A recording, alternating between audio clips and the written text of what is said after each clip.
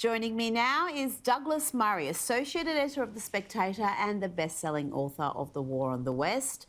Douglas, we've seen an outpouring of grief and gratitude after the Queen's death, but also it's revealed just how twisted and divorced from reality some leftist publications have become, none more so than the New York Times. You've written about the paper's hostility against Britain. What's driving the type of coverage we've been seeing from the New York Times? Well, I'm afraid that the New York Times, I've written about this quite a number of times in recent years, since 2016 has just had an unbelievable animus against Great Britain. It seems not to have been able to forgive the populace for the democratic vote that meant that we voted for Brexit. And the paper, which used to be the paper of record in the United States and used to be a very highly regarded publication, made an incredibly frivolous set of assumptions. It assumed that Brexit was the same thing as Donald Trump.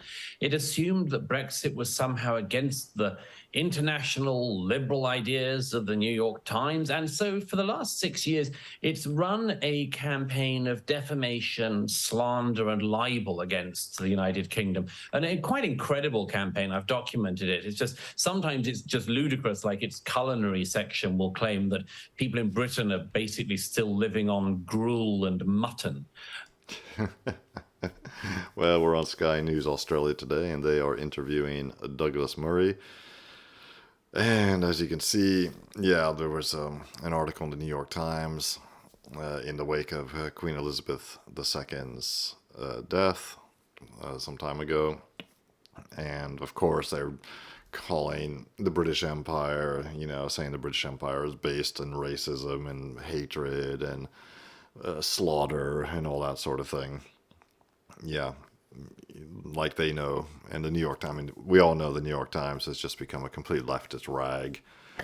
I'm not saying that everything printed in the New York Times is lies or useless. That's not true. But, they've got their bias. They've made it known. As Douglas Murray said, they used to be considered the paper of record. I certainly wouldn't consider them that now. They're just another failing mainstream media outlet, which is doing its best to get the clicks.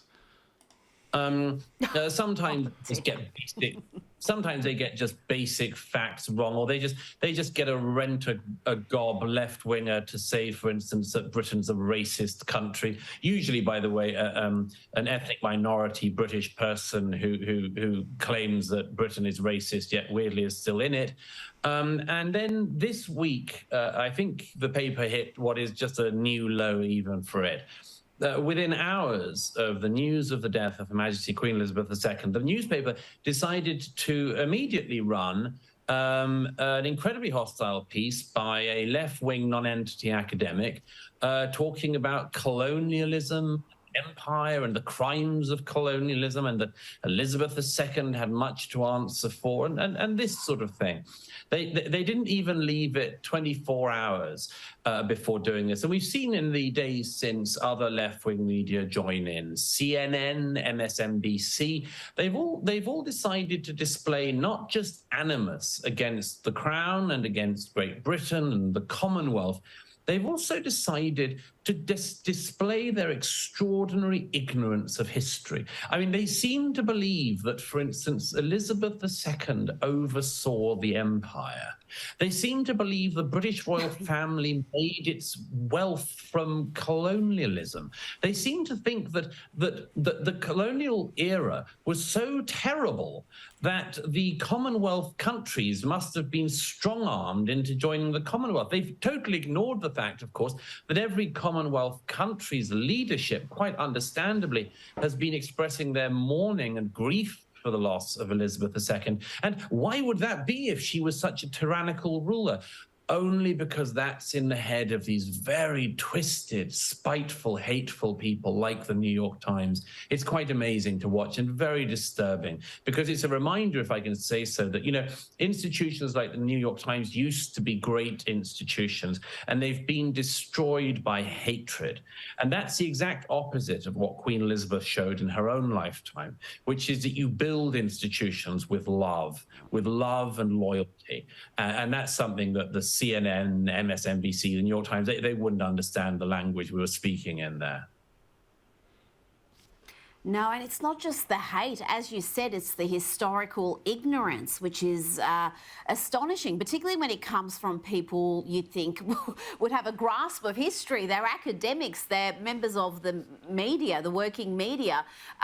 You mentioned some of the other outlets, CNN, The View on the ABC. Let's just have a look at some of these examples. You know, this idea of how the royal family, how this family grapples with its history and legacy of colonialism, of slavery, of the potential paying of reparations is a really important one. And I think that King Charles understands that his job is, yes, as a monarch, but he's also an anchor for this Commonwealth. She said, a thieving, raping, genocidal empire is finally dying. May her pain be excruciating. It was a thieving, raping, genocidal but I think empire. No, it wasn't. It was an empire. And yeah, when the empire comes to town, you know, if it's the Roman Empire, it comes to your country or to your village or your town, you know, they give you a choice. You can submit or you can be conquered. And yeah, that's just the way it goes when the empire's in town. The American Empire has been doing the same thing since the end of the Second World War, especially since, yeah, even more so the last, 30 years or something like that. Invading all sorts of places and imposing its will. That's the way it goes when you have an empire. And, yeah, and some things happen, some bad things happen, of course. As the American Empire in particular, you know, killed like 500,000 Iraqi children during one of its many military adventures. You know, the whole thing's just ridiculous. So, slamming, you know, taking advantage of Queen Elizabeth II's death to, you know, slither out and spew your venom against the British Empire. I think you'll find if you go to many African countries that were colonized, I should say, they were quite happy that they were colonized. It gave them a lot of things that they never would have had. I'm lost for words. Step in. First of all, if the British Empire had been genocidal, the people in question wouldn't be alive. They wouldn't be speaking. If the British Empire had been a genocidal empire, it would have tried to kill all of the people under its rule. It did no such thing. There wouldn't be any people in the countries that were under British rule if the British Empire had been genocidal. Genocidal is the intent to wipe out an entire people.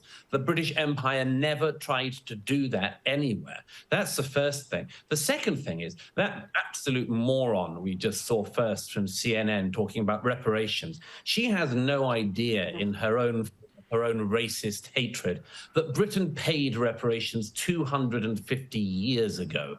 We paid reparations throughout the 19th century. We paid reparations for slavery by abolishing it under George III and then policing the high seas to ensure that slavery not only was outlawed across the British territories, but was outlawed across the high seas. We paid higher goods in Britain throughout the 19th century, higher prices in goods, because we wouldn't deal in slaving countries such as the United States of America. And so when people talk about reparations today, it demonstrates not just their own basically give me cash mentality, which is all that you see here, but also the incredible ignorance. They don't know that Britain paid down any moral and financial debt it ever had 200 years ago. Well, Douglas Murray laying down the law, spitting facts, and telling it like it is. He's absolutely right. Those idiots, those morons on CNN have no idea what they're talking about. And people today have, you know, the British Empire, whether you're British or American or whatever, you have, you know, there's absolutely zero reason to apologize for the past so-called sins of your fathers or of your ancestors. Nope, not interested. Move on, or don't move on, but out of my way. You know, no reparations. If I were in charge, it'd be like, no, get out of here. What are you talking about? Let me know what you think about this whole issue in the comments and about Douglas Murray's smackdown of those idiots on CNN. And in the meantime, don't forget to like and subscribe. It really helps me grow the channel and continue making content for you.